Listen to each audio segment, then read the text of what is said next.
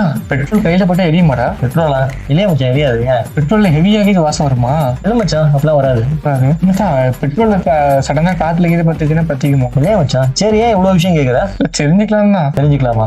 பெட்ரோல்ங்கிறது ஒண்ணும் கிடையாது, அது வந்து ஒரு எரிபொருள். இது எல்லாமே பார்த்தோம் அப்படின்னா வந்து ஃபாரின் கண்ட்ரிஸ் இருக்கு இல்லையா, அங்கிருந்து வந்து கச்சா எண்ணெயிலிருந்து தயாரிக்கப்பட்டு நமக்கு வந்து அனுப்பப்படுறாங்க. இதுல இருந்து நம்ம வாங்கி அது வந்து பெட்ரோலியமா நம்ம உருவாக்கப்படுது. இது வந்து நிறைய பர்பஸ்க்காக நம்ம யூஸ் பண்றோம். இதை வந்து நம்ம எப்படி உற்பத்தி பண்றாங்கிறதெல்லாம் வந்து நீ நெட்ல எடுத்து பார்த்தாலும் தெரியும்.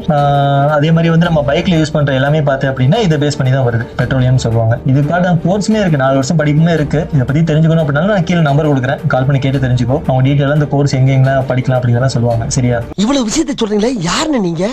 சரி, ஓகே, இவ்வளவு விஷயம் நீ டீட்டெயில்டா கேட்குற, ஏன் என்ன பண்ண போற? கொஞ்சம் எந்திரி. ஏன் என்னாச்சு? எந்திரி சொல்றேன்.